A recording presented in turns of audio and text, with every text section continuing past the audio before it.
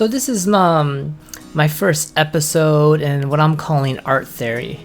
And it's basically all the lessons I've learned while commissioning more than 100 pieces of art from this guy that I met while finishing up my degree at Weber State University, from Joshua Petersen. So long story short, I get kicked out of my parents' house because of a family meeting gone awry, and I was told I couldn't live there anymore, so I said F you, and there's a big fight, and I went back to Michigan, and long story short, I eventually came back here to finish my degree, to get my 4-year. And while I was doing this, I was listening to a lot of binaural beats, and if you don't know what that is, binaural beats are they're this illusionary sound you hear when two beats beat at the same frequency. It's like it makes this kind of sound like, and it makes you think you hear a second beat, but you don't really hear a beat. It's just a trick your brain plays on yourself. And hippies and stuff say you can awaken your inner eye and do all this weird stuff. So, I was listening to these binaural beats, trying to awaken my third eye, like every young person does. At least, I kept meeting people that could see auras, and I met this girl that could see auras. She was like a Mormon shaman, and I wanted to see auras really badly, and so I went to bed listening to these binaural beats, and I didn't see any auras, but I did see a dead naked man hanging from my closet, and it freaked the heck out of me. And then I saw these 5 babies, naked babies, whispering and talking to me near my bookshelf, and it freaked me out. And then I started waking up and having all this, I kicked down my mom's door once, not realizing what was happening, and I was shouting at the shadow. I felt like there's these shadow of people watching me, waiting till I would die, and just kind of waiting to collect on my soul. And I was shouting at the corners of my room at these things, and it was this really bizarre moment in my life. And this wasn't any kind of drugs, just listen to these binaural beats. They were eye dozers, and I would go to bed with 100 different eye dozers, and I'll just go to sleep with them. Anyways, I was walking into class at Weber State, and while listening to these binaural beats, I heard this voice, and it was believe it or not, it was my unborn daughter talking to me, and she said, Dad, you gotta go to this art building to get coffee. I was like, why am I gonna get coffee? And because the art building here was on the other side of campus, and I was an English major, so it was out of my way, but I did it. I just said, what's the worst that can happen listening to this crazy voice of mine? So, I got coffee, and I was listening. I was listening to this binaural beat, unborn daughter voice inside me, and I was looking at all these crappy anime spoofs at the tables, and everyone had their art on display, and I was just kind of looking at them, and unbeknownst to myself what was going on. And then I saw some art that really grabbed my attention. So it was it was art at first sight, and this is what I saw. I was like, holy crap, this is really, really good. It's this crudeness is what I was trying to express in my writing. This is amazing. And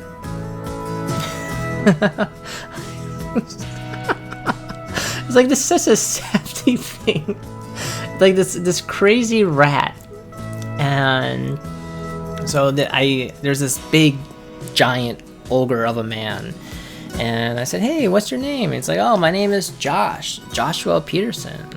I'm like, oh, hey, I'm John. And I shit you not, this voice, my unborn daughter, told me to keep in contact with him. And so I did. And then And then we became kind of friends. Not really, because I had to leave pretty soon to get a job. We kept in touch. We talked every now and then, and I talked to him about moving software called Ice Cream, and that it gives me 5 minutes intervals where I can record. And it just shut down. And instead of like, investing in Camtasia and spending all this software, I just wanted to get this first video out, and then after I get the first video out, you know, I can focus on delivering higher quality videos. But yeah, so I kept in contact with this guy who was drawing this crazy art. So like, look at this stuff. This is out of this world. Like, so I really gravitated toward this. I didn't really like those anime spoofs. I thought they were just crappy. Like, that's not Dragon Ball. That's just crap ball. You know, like whoa. Like that's amateur hour. It's so crappy. But this was amazing. I really liked how crude and shafty, and how he wasn't afraid to just make this alien put some rod through its eyeball. And I love that. I love how honest the lines were and how graphic it was. And so I you know, a part of me with the binaural beats thought maybe I awakened something in my brain that made me crazy. And then another part of me thought, like, what's the risk? Because I feel like I'm quite in control of my mental faculty, so I didn't think it was a problem. Anyways, this is the first piece of art I later commissioned him to do. Because as I said earlier, my unborn daughter, this voice calling herself Sally, she told me to contact this guy. It was time, and to have him draw the art for this book about world peace. And I was like flabbergasted. I'm like, what the hell? Like, I'm not just like this like wanker guy. Like, I can't write a book about world peace. And this voice was very adamant, and it was very confident that I could do this, and that this was my mission and my job. And I thought, well, let's see what the heck happens from here. So I contact this guy and I say, hey man, I need a book cover. It's a book called World Peace from Your Sofa. And I was gonna have him do a fat man, or I was thinking, how about just draw all the different races on the planet? And then I thought, you know what? Why don't I just have him do an Earth character? So have like the Earth, and have the Earth sitting on the couch. And I told him that. And then I was working with this other book designer, and this other book designer told me, I told her the idea of the Earth character, and she said, have him give me the peace sign. And I said, okay. And I gave this to Josh, and I told Josh, I want this Earth character. And this is what he gave me. And when I saw this character for the first time, I saw my destiny unfolding before my eyes. I thought, wow, this was amazing. Like the chip salt flavor, and the marijuana as like the smoke stacks, the chimneys, and the beer can as the oil, and the nuclear explosion coming from his head. This was so good. It was beautiful. And then later, this is what the colored version looked like. And he put in there salty flavor, even more salt. And this would become the first. Eventually, it would take us maybe a year and a half to finish the book, the front cover design. But this was what I got. And then it was time to make the first set, the first illustration for it, because each chapter was going to have one main illustration, and there were how many chapters? Oh, there's going to be 12 sofa steps. Like, it's going to be a satire on the self-help industry. And it was going to have 12 sofa steps, and then a discover a cosmic shitter chapter, and then it was going to have a sofa initiation. So there's going to be 14 main illustrations. And the first illustration idea was I want him to draw a Korean person throwing coffee into the ocean, because I was living in Korea at the time. Get 5 timer for this ice cream thing. Okay, yeah, I think the first video, you just gotta get out there and not worry about being too perfect, because it's been almost 3 weeks I've been trying to get these videos, and it's just been freaking me out. So I decided, you know, just done is better than perfect, and so I just want to get it done. And then, you know, I want my writing to be perfect. I don't care about these videos. I want the videos to get good, but I gotta spare myself the excellence from the very beginning and just get it out. So I was on the island. I was teaching on a not deserted island. There's about 1,000 people living there. They were known for its salt farms, salt turns, and it was this part of Korea has like world-renowned mud salt, and so everywhere you see is just these people farming not farming, but they're kind of like shoveling this salt. Either they're shoveling or they're kind of moving this kind of broom thing really quickly to kind of shuffle the salt around and move it from this area to there, and then they'll take the salt in this white kind of shovel and put it in these white buckets and collect it that way.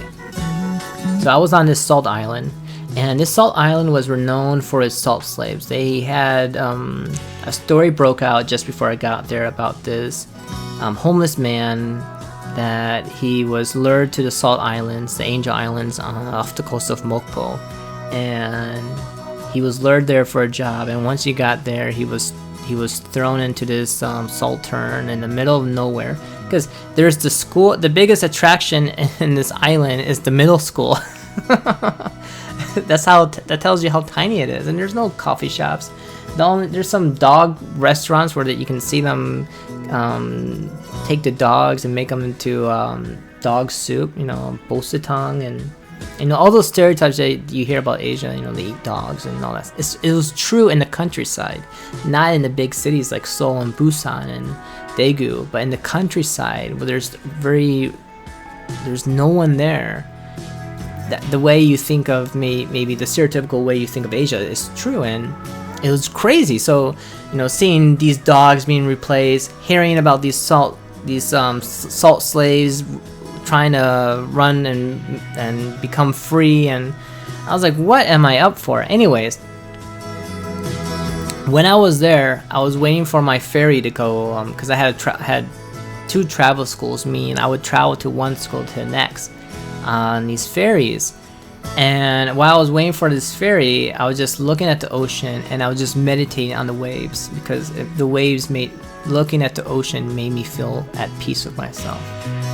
And I heard this ka-chunk or ka-thunk, and I was like, I looked over, and there's these little kind of miniature white cups, cardboard cups that Koreans drink instant coffee with, and it was still the coffee. I could see the coffee floating there still, and the guy this old Korean guy threw this cup of coffee into the ocean, and I was so irritated. I was like so pissed off, because it was my peace. It was my meditation practice. I was trying to enjoy my, you know, first year abroad in Korea on this island with salt slaves and all these other things, and it just completely took me out of it, and it got me really pissed off. And I thought, you know, people are not going to do anything for world peace. If you want to create peace on Earth, you got to make sure you got to be able to do it from your sofa. And then it was like, whoa, world peace from your sofa. And then it was like Sally, the unborn daughter, telling me to hire Josh. And so then I told this idea to Josh, and Josh said, I have a better idea. Why don't I make this a winged angel, and the angel's throwing coffee into the ocean? And so he gave me this guy, this corporate angel guy. And he told me, well, John, I don't know what else he's going to be doing, so give me something that he should be doing. And I thought about it. And I said, well, why don't you have him holding a sign that says, no littering? and then another sign that says like like no swimming or something. Like it says no littering, and he's holding the sign, but he's throwing it. And this is what he gave me. So this is the first picture after the World Peace Earth character cover, and it says no littering. No, I'm definitely getting that upgrade from the ice cream and then eventually the Camtasia, because 5 minutes go quickly when you're just shooting it off the cuff, you know. But this was the first official picture that he gave me, and there's a lot of. I'm not going to tell you what mistakes there are now. You can see it, maybe for us there was a lot of mistakes, but this picture would, if you stick with me throughout these episodes, you're going to learn everything we learned from doing these illustrations. And there's 2 mistakes I can see right now, and there's 3 actually, and it would revolutionize how we think about design and illustration and how we would do stuff.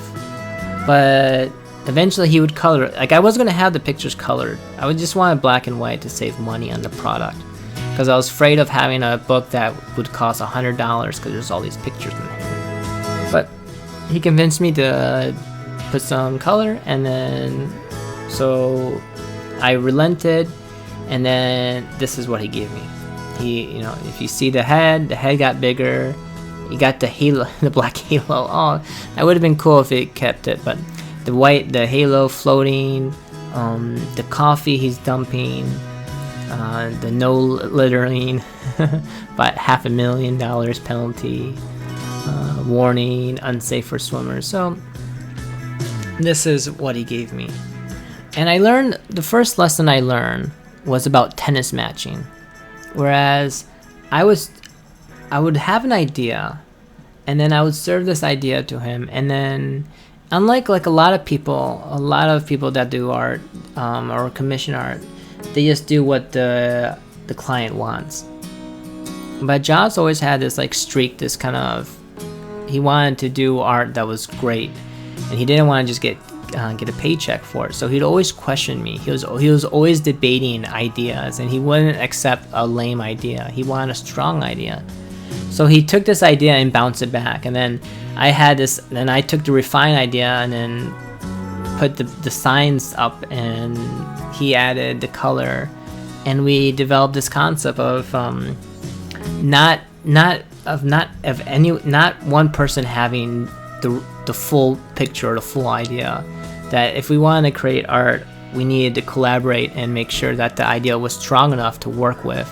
And then not only was it strong enough to work with, but we were both willing to accept changes on it. Because at the end of the day, I don't want art that's just my idea. Like I wanted art that was the best for the book.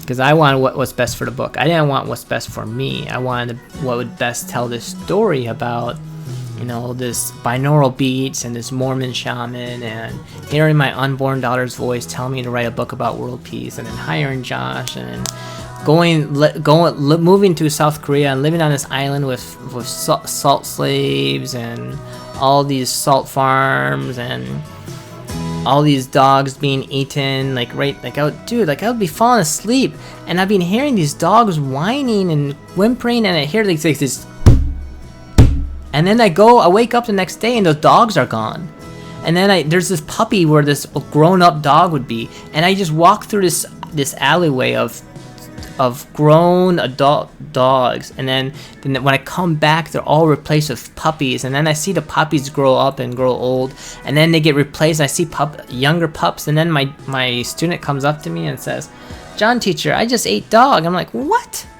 I thought that wasn't I didn't think you guys were still doing that. And then apparently dog soup gives you a strong manhood, so you can please your lady. At least that was the belief on, and this is this very rural part of Asia. It's like in the middle of the Yellow Sea, right next to Shanghai. I think if there was a road to Shanghai, you could just drive there for an hour or so, or 2 hours. And so that's the first lesson of tennis matching. that I learned with working with the master Joshua Petersen. And as you follow this these art theory videos, it's all about like these theories of what makes great art. And the first idea of what makes great art is when people are willing to tennis match ideas. So if you can see your idea as a tennis ball and you just throw it over to someone, and then they take the idea and they decide to play with the idea, or they decide to serve another ball, then they serve it back to you and you hit it back and forth, and then you keep hitting the ball back until someone wins the game. And when you win the game, you don't both lose. There's not a winner or loser. There's both winners. You're both on the same team, but you're just tennis matching these ideas to get the best kind of art possible, the best illustration, the best concept. And that's the fundamental theory of art theory. Is not putting your ego in wanting to have your idea done, but wanting to have the best idea for the book, for the narrative that tells the story and the message. And that's really what this picture and the rest of the pictures will taught me. And maybe if you're going to be doing it's not just art. Like, art is everything. Art is how you express your emotions.